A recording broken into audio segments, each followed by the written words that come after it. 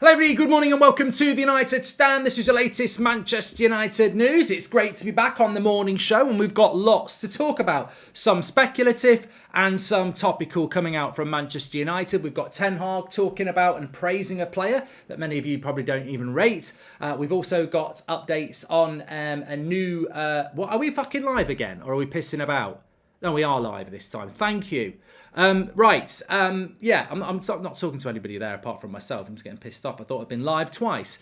So, yes, we've also got the announcement of another pre-season, coming back from the World Cup friendly, which makes it 2. We're going to be playing Real Betis. I'll give you the details on that. Also, an interest on a player in January going out of the door, and an interesting result last night that sort of keeps Ronaldo at United till the end of the season and maybe opens the door for an Atletico Madrid striker to come to Manchester United. So lots to get into there. But we're going to start off with the big story, GAKPO to Barcelona and Ten Hag's Brahim Diaz obsession. Really interesting stories that caught my eye, both coming out of Spain. Obviously Barcelona is in Spain, geography bridge, and Brahim Diaz, I think, is a Real Madrid player on loan at AC Milan, attacking midfielder that apparently Erik Ten Hag is obsessed with. And I like these sort of stories because it takes you away from the norm a little bit and starts to make you think about other things. I wasn't live on Twitch, Michael. No, thanks for joining though. Anyway, I was live on That's Football, which I wasn't live on because there wasn't a stream set up, so I wasn't live anywhere really. Sporting are in the Europa League now, Jar, which means that probably the only route out of Manchester United in January for Cristiano Ronaldo is gone. He's not going to join Sporting Lisbon in January to play in the Europa League, so that's not going to happen. So I think Ronaldo probably will stay till the summer now, unless there's a big shock, so we'll see. But look, let me start off with Cody Gakpo. There's 2 reports from Spain we're going to talk about to start off with. The first one is that Barcelona are moving their attention towards Cody Gakpo in the January transfer market. Now, Fabrizio spoke about this a week or 2 ago, that the Leeds and Southampton interest in the summer, which was there to sign Cody Gakpo in late August, is now irrelevant as there are bigger clubs looking at Cody Gakpo, who has had a very good start to the season and obviously will be going to the World Cup with the Netherlands. Barcelona are said to be one of those clubs that are stepping up their interest in Cody Gakpo, which therefore could lead to a Manchester United versus Barcelona scenario again. We will lose this battle. I thought Bay did well yesterday, says Robert McCormack. Yeah, all 7 minutes of it. But yeah, I think this. I think the Cody Gakpo for me deal is. It's one I think about. I think differently about every week at the moment. I think we have got that thing that we spoke about last week, where we said, do you buy a player in January to play up front, or do you wait until the summer where you can probably get a better player? And the risk with that is you could do what you did last season, where you ignore the January transfer window and therefore you ignore Champions League qualification for another year. Or do you risk it and think you can get Champions League with what you've got and then buy a striker in the summer? And look, we just mentioned Ronaldo there. If Ronaldo's going to stay until the summer, I don't think United will buy a striker. And then Ronaldo will go and then Man United will buy a striker. But have we got enough? And that's the big thing. And this is where I think United fans will get frustrated, is that we can't just ignore another January transfer window because it works well for the bank balance sheet. Cody Gakpo, I think, will leave in January. Is it a player that Manchester United can afford to miss out on? Well, yeah, they can. There are very good players out there that you could look at as alternatives. I sort of agree with what people say, that Cody Gakpo is a bit like Marcus Rashford. You know, he's really an inverted left attacker who can play up front. And why would you buy a player like that that's very similar to Rashford? But is he similar to Rashford? I mean, I think that's just a lazy excuse for a player that can play his best positions probably off the left wing, who can also play up front. The fact is that Ten Hag really liked Cody Gakpo and was looking at him in the summer. He wasn't an alternative to Anthony because he doesn't play off the right wing and he's not left-footed. So it's certainly a player that I think Ten Hag was looking at if Ronaldo was going to go. And therefore, I think that it's a player that Ten Hag would look at in January. I just don't think United are going to do this deal for Cody Gakpo. I think it's a very obvious deal to do. It's a very reasonable deal to do. You're probably talking 35 million quid for a player that is probably going to, increase in value if he keeps on the trajectory he is. But when you start to bring in the likes of Barcelona, And Amir says, what will Barcelona do to attract GAKPO? Ask him to play for free and activate 10 more levers to play in the Europa League next season, says Amir. But the thing is, we can all take the piss out of Barcelona, but they are very good at recruitment, and they will find a way of finding that money. Jack Birtle says, I've played the game. Souness really doesn't understand the game, and it pisses me off that he gets paid to act like he knows when he doesn't. Pratt. Well, everyone's called him out now, haven't they? I mean, I did my video on Monday night, and I've seen all sorts of people coming out doing it now that it's safe. I mean, it's like an echo chamber at sometimes, isn't it? You see all these videos about Souness and ex-players coming out about Souness, and you think, well, you should have come and done it on Monday. But look, it's good that it's happening. In fact, I read something, I'll bring it out in a little bit. I'll mention it now. Steve Nicol on ESPN, he's an ex-Liverpool player from the 80s. He's come out now and said that Martinez, what did he say? Martinez is going to get found out. He overcommits. He's a good passer, but he doesn't read the game very well. I mean, you don't watch the game very well, mate. I mean, I can't believe ESPN, TalkSport are paying people. I'd rip their contract up and say, give me your wages back. I would. Like, you're not watching the game I'm paying you to watch. You're a bloody idiot. Like, you're an absolute idiot. And if you are watching the game, your analysis is shit, mate. Go back to polishing your medals. You're a rubbish pundit. Hi, Mark. So how much do you think the Glazers should spend in January, says Janos? I mean, I'm not going to talk about that sort of thing. I mean, I'm not the Glazers, am I? But I think United need to buy players in January. Barcelona don't even need him, Tom. But what do Barcelona do when things aren't going well and they'll go and buy a player and they have a good Dutch connection? I think that, look, with Cody Gakpo, whether Barcelona enter the race or not, are we even in the race? And that's the big question mark, isn't it? And I think that if Barcelona want him, they'll probably get him. Rafinha's not really done that well, but he doesn't play off the right wing. He plays off the left and through the middle. And they are looking to move Memphis Depay on. So I think I could see Barcelona going for Cody Gakpo as much as I can see us going for us. I played the game, says Mikel Roach. Look, we'll just have to keep an eye on it. I feel that clubs are going to... I think Cody Gakpo's moving in January. I think that's the starting point. I think Cody Gakpo goes in January, and where he goes, we were interested in him. Leeds were interested in him. Southampton were interested in him. I think other clubs will be interested in him as well. I tell you where I think would be a very, very wise move for Cody Gakpo. I'm sort of giving a rival a bit of a hint here. Arsenal. I think he's a perfect signing for Arsenal. They've got Martinelli off the left and they've got Jesus through the middle. But if one of those get injured, what have they got? Nketiah and Smith Rowe. I mean, I personally think that Gakpo would be a very good signing for Arsenal and exactly the sort of signing to give them a boost in the final months of the season. So I think Gakpo goes in January. Do I think he'll come to Man United? I have a feeling that Manchester United will keep Ronaldo until the summer and that Ronaldo will stay till the summer. And that will prevent us buying a striker. Now, whether you think that's a good thing or a bad thing, I personally think we need to keep Ronaldo. The thing that makes me laugh is that I thought we were keeping Ronaldo and Martial and getting a striker anyway. That's what was being spoken about at the start of the summer with Rangnick, even when Rangnick was here. It's now changed to we can't buy a striker unless Ronaldo goes. And I think we need another striker anyway. I think buying a forward in January depends on the fitness of Martial. If he can prove fitness and get a run of games, we will wait till the summer, says Charlie Max. And I think that's a great point as well, because just on this striker issue, before I move on to Brahim Diaz, yes, I think United in the boardroom like to make decisions about money and not football, because ultimately, if you are Chelsea or Manchester City or even Newcastle, you look at this from a football point of view and you go, okay, we're in the race for top four. Our rivals are going to strengthen in January. Have we got enough to make May and still be in the top four? It's a risk. Do we need to take that risk? No, let's not take that risk. Let's go and buy someone.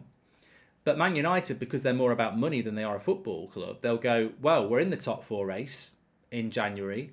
Let's see if we make it till May. And I think that is more likely the approach we will make. I think we will be in the top four in the January transfer window. And I think the club will go, let's keep the faith and almost push the pressure onto Ten Hag to say, well, you're in the top four, keep it. But it's not as simple as that. It's like a tyre change, isn't it? You can be winning the race halfway through a Formula One race. But if you don't change your tyres and everyone else does, by the end of the race, those tyres are going to get worn and the ones on the new tyres, they're not going to be as worn as you and they're going to be quicker and they're going to move past you. So the Liverpools, the Chelseas, even the Spurs, they could come through. Even the Newcastles, they could come through in March, April, because we don't change our tyres in January.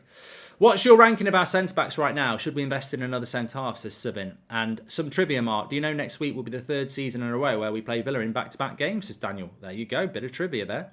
I will rank our centre-backs for you. Varane, number 1. Martinez, number 2.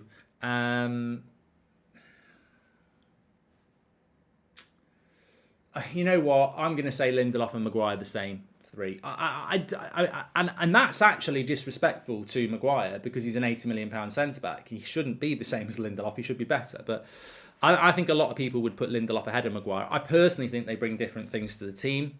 I don't think there's much in it. And I don't think Ten Hag thinks there is either, because I think Lindelof was going to start at the weekend if he wasn't ill.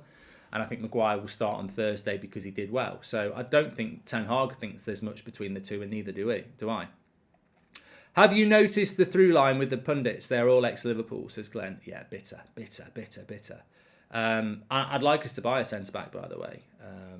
But yeah, if at the moment, I can see as signing somebody in January, but I can't see us signing a forward. And I think with Sporting dropping into the Europa League, that was the place I thought Ronaldo might go in January because they'd be in the Champions League. They're not anymore. I can't see where Ronaldo goes in January because he'll want a Champions League club and I can't see one. So, yeah, I think that we probably won't buy a striker in January and we'll risk it. And it's a big risk. And it is a very big risk because we've got 2 Premier League games to rearrange after the World Cup. We've got Carabao Cup, we've got FA Cup, and we might have 2 extra Europa League games in February. We're going to be in a position in March and April where we could be playing Sunday, Tuesday, Thursday a couple of times. It's bad enough playing Sunday, Thursday, but we are going to run out of time. We've got so many games to play. And you're relying on a 38-year-old, because Ronaldo's 38 in February, and Martial, who, he's had more breaks than an overcautious learner driver, hasn't he? Mark, didn't we pay over 50 million for Lindelof, says Mikael Roach. No, we didn't. We paid 27 million for Lindelof, I think. 27 million. Anyway, we'll have to wait and see. Please smash a like on the video. Thank you very much. Would I buy in January? I would. I would buy in January. What I would buy in January depends on the budget and the needs of the team. Right, let's move on to this next story. I find this really interesting. So again, it's another story coming in from Spain. I think it's the Nacional or something like that. Apparently, Erik Ten Hag is obsessed by Brahim Diaz. Now, who is Brahim Diaz? Who am I? I used to play for Manchester City. I went to Real Madrid. I now am on loan to AC Milan. I think he's on loan to AC Milan, but I think they've got an option to buy. Apparently, Erik Ten Hag is obsessed with him. Now, I find this obsession really weird, and I'll explain to you why in a minute. It's probably the most unlikely deal we'll ever do. But, so who is Brahim Diaz? He's an attacking midfielder. I think he's about 23. And look, he's a good attacking midfielder.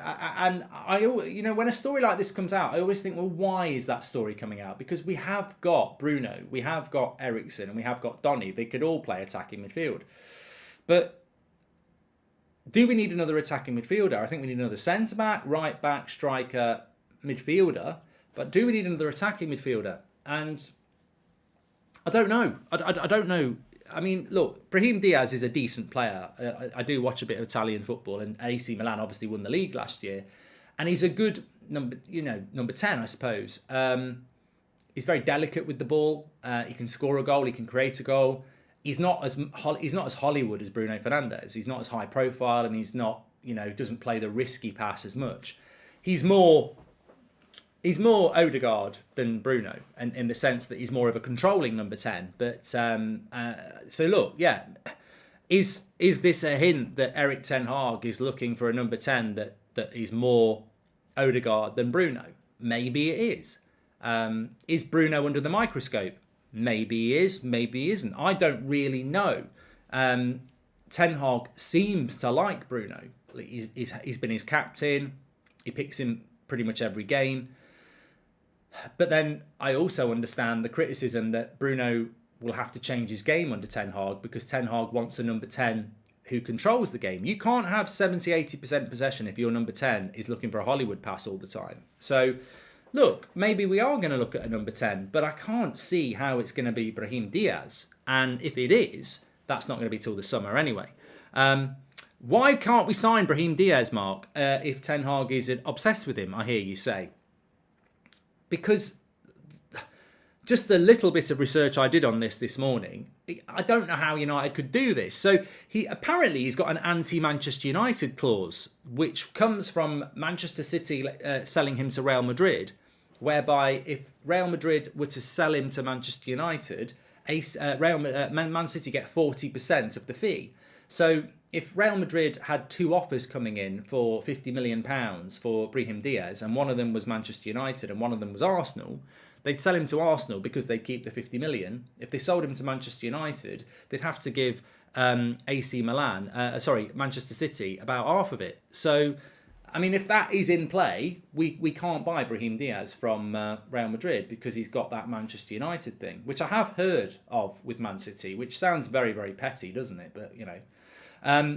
Also, I think AC Milan have got first option on him because they've got him on loan. So I just don't see how that could happen, to be honest with you. I'm not saying he's not a bad player, and I'm not saying that Ten Hag isn't a big admirer of him, but it looks like one of those stories that you're just going to have to file under never going to happen because the contract situation just seems massively insurmountable. You can't buy a player that's got a release clause like that on him, and who is probably going to go to AC Milan, or may even be offered a route back to Real Madrid. So look, I think for me, there are other number 10s that you can. If we want an attacking midfielder, I'm not against it, and it's not going to be a discussion till the summer anyway.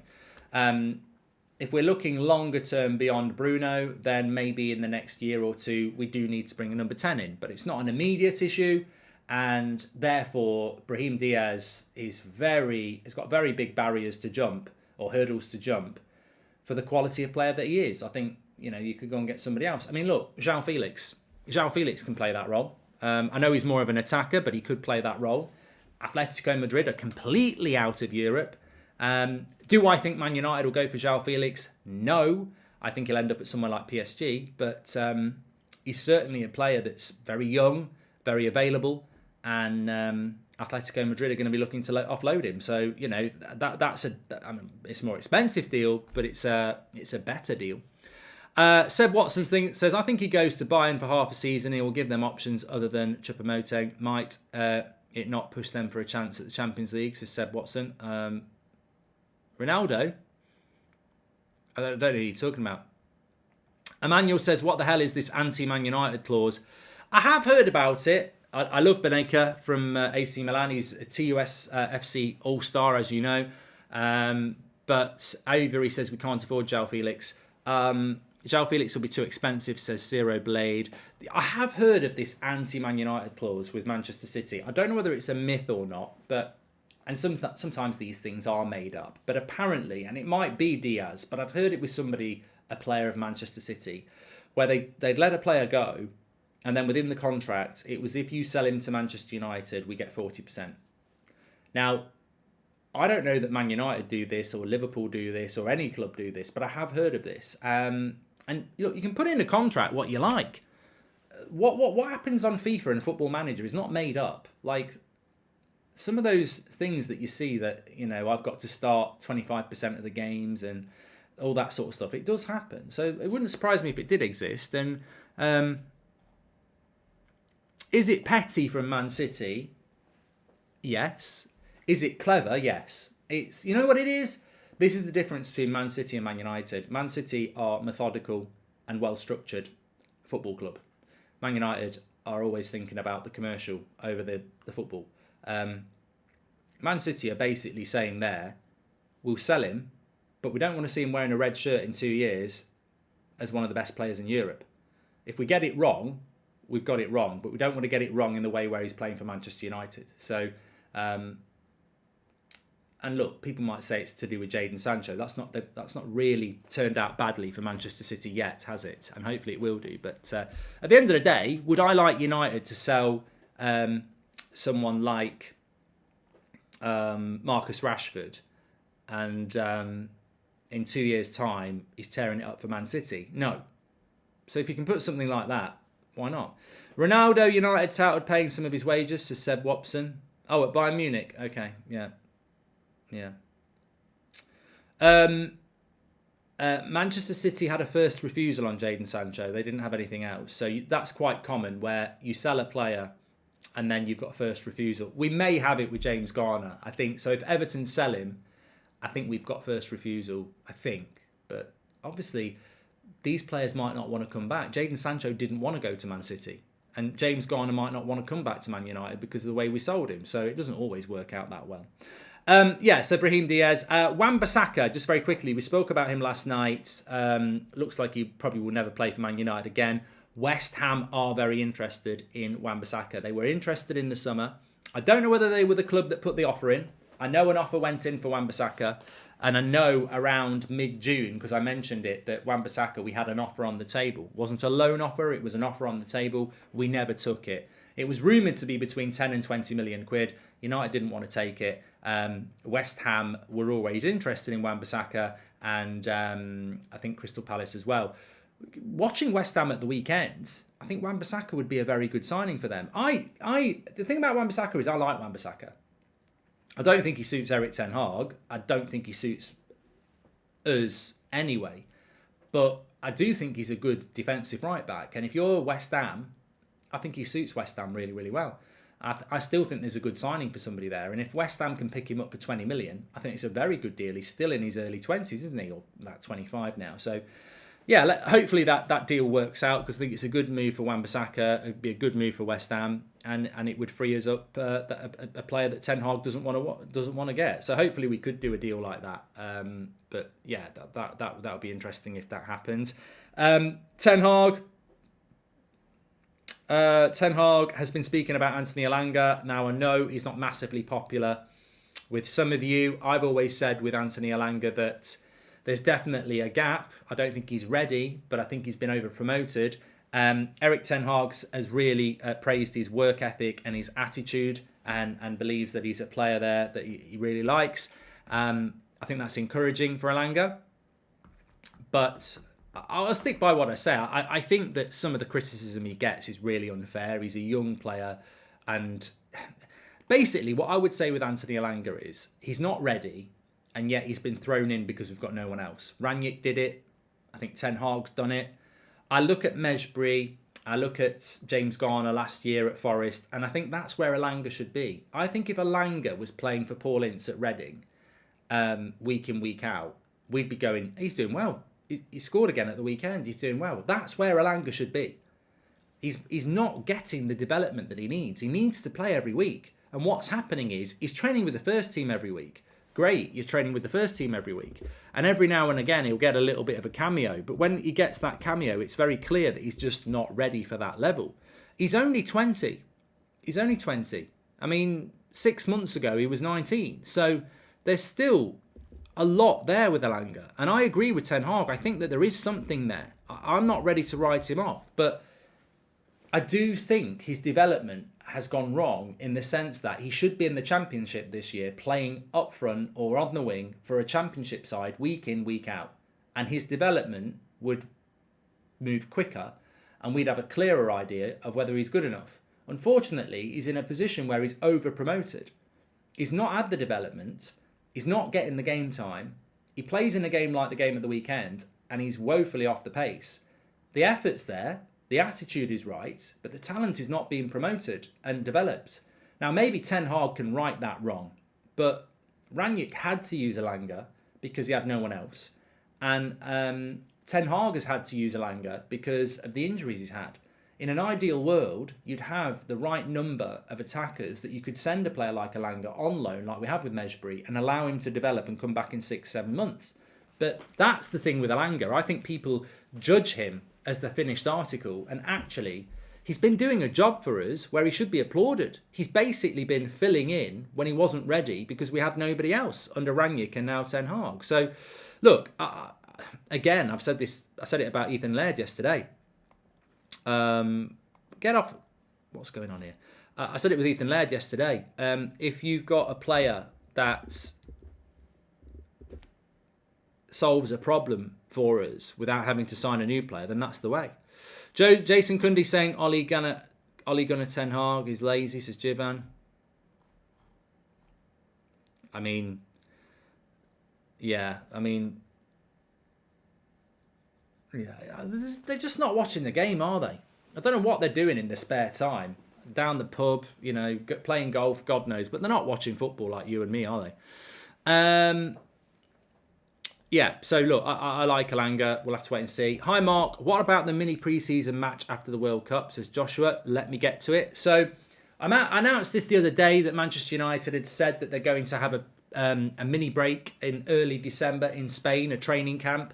Obviously, the World Cup starts 2 weeks on Sunday. Manchester United's last Premier League game is a week on Sunday against Fulham. We come back on the 26th of December with our first Premier League game. I think we're playing Forest or something like that. So there's this gap of about 6 weeks where certain players like Jadon Sancho, David De Gea, Aaron Wan-Bissaka, Donny van der Beek and a few others, Anthony Martial, will not be at the World Cup. Now, they don't have a holiday. They've got to keep fit. So Ten Hag has arranged this summer, this Spain winter camp, and we're going to play 2 games. We're going to play Cadiz on the 7th of December, and then we're playing Betis on the 10th of December. So both those games will be on MUTV and effectively become a little bit like pre-season games. They may not be the best games to watch because at the end of the day, you're not going to have Dalot, Varane. Well, you might have Varane. Varane might not go to the World Cup. Martinez, Luke Shaw, Eriksen, Casemiro. Most of our team's going to be at the World Cup. But, it's a bit of interest and it's certainly a good idea from Ten Hag, and I'm sure a lot of other clubs will be doing it. So that's been announced today that we're going to be playing Betis on the 10th, which is actually the 7th of December. There's no World Cup games, so that's fine, and we'll do a watch-along for that. But on the 10th, I think there are 2 World Cup quarterfinals, so we'll have to see what time United are playing and whether they're going to clash. Mikael Roach, thank you very much. So yeah, that's happening on the 10th. With that, was there anything else I wanted to talk about? Yeah, well, I mentioned it sort of in the show, but Cristiano Ronaldo, I suppose it has a direct impact on the GAKPO story, doesn't it? Will we buy a striker in January if Cristiano Ronaldo stays? I don't think we will. I just don't think we will. And I can't see where Ronaldo's going in January now, because I really thought that Sporting Lisbon, if they'd gone through last night, he'd probably go there. But they're out. They were in Spurs group. They went out. I think they're out of Europe altogether, are they? No, they're into the Europa League. But they had a chance to still be in the Champions League, which may have led to a move for Ronaldo. I just can't see where Ronaldo's going in January. And therefore, we're going to go this season with Ronaldo, Martial as our front 2. And that has its issues, as we know. We've got the Ronaldo issues, which we've all seen in the last couple of weeks, and whether we can manage that through till May. And then with Martial, we've got a completely different issue. We are basically, he's been injured for 3 months with 3 different injuries. He's now back on the training ground, but for how long? I just don't know with Martial. We've got the press conference with Ten Hag this evening actually. It's 6:30 UK time. I'm sure we'll get asked about Martial. In fact, Beth and Ryan are over there. But yeah, I feel with Martial at the moment, he's got to stay fit for at least 3 months for me to have any confidence in him. And even then, I'd still be worried. I think Martial's like that player that you just, every day you wake up, you think he's injured. He's done something in training. He's done something with the cornflakes. He's like Cavani now. He's literally like, you just don't know day to day whether he's going to be fit. And if we can't solve that problem, it's terrible for Anthony, it's terrible for Ten Hag, and it's terrible for Man United, because there's a player there that Ten Hag really likes, and he's got that spot at Manchester United if he wants it. But if he can't stay fit and he is that damaged, what can we do? Rest in peace, Takeoff, says Claude. If Ronaldo stays, I'd love him to find his form again, says Per. Look, I think I love Ronaldo, as everybody knows, but he's 38 in February. Like, all we can really hope for is that he can discover his form over the next 8 months, like he did last year, and then, you know, he has his move in the summer that he'll clearly want. Because there has to be, you know, Father Time wins in the end against anybody. Ahmed really wants Barella at United. Which right back should we buy? Look, I spoke about this last night. The last night's show was really good. I really like Barella. We won't be signing a player like that. And as far as right backs go, I think you've got to back Delo as the number one. You need to buy a right back like Malacia on the left back. Luke Shaw's number one, but Malacia is young enough to develop and become number one, and he's also ready enough to fill in and compete with him now. I think we need to buy a right back who's like Malacia. You know, somebody who, all right, Delo's number one, but this right back can battle with him and is young enough that you could develop them into a very good right back. It's not easy to do that, but that's the sort of right back I would go for, rather than somebody who is, you know, going to compete with, you know. I think Dumfries is 27. I don't think that's the right deal to do because he's going to want to play. You could buy Timber. Savage says, why not buy Timber? He could fill in at right back and at centre back. You could do that. Ethan Laird might be worth a look. I don't know about Ethan Laird. I think he had I'm 50-50 on him, but he might be worth a go. Idiosu says, I'd like someone better than Delo. I think that's a bit disrespectful to Delo, who's probably the best right back in the Premier League at the moment with Trippier. Amanda says, do you think Timber would be okay to rotate with Varane and Martinez? No, not really. I don't think he would, but would he need to rotate? I think he'd play most games because when he's not playing at right back, he'd probably play at centre back. I think it would be a good move for Timber, but could you play at centre? I mean, God, I played the game. What's going on at Manchester United? They've got 2 centre backs who are under 5'3". You know, could Manchester? They had a meltdown about us playing a 5'10" centre back. Imagine what they'd do with 2 5'10" centre backs. A well-run club would get Gakpo or Sesko in January, says John James. Yeah, well, we'll see. I think it's going to be. I've said it before and I'll say it again. I actually think it's going to be a very busy November, December in preparation for the January transfer window, and I think United will be linked to a lot of players. And I think Ten Hag's priority is a right back. So who is the right back to go for? We've heard Max Aarons, we've heard Frimpong.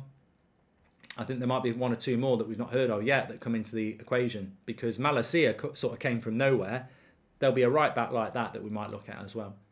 Anyway, thanks everyone for watching. Back at 2 o'clock as always. We've got the press conference reaction for you at about 6:30 tonight as well. So make sure you smash a like and subscribe, bottom right hand corner. Thanks for joining me this morning. It's good to be back. And obviously we're building towards that massive game tomorrow. Don't forget to check out my preview, which is on the homepage somewhere as well. Take care, everyone. I'll speak to you all in a bit. Thanks for spending it with me. I'm glad I spent it with you. Oh, what a perfect day. You just keep me hanging on.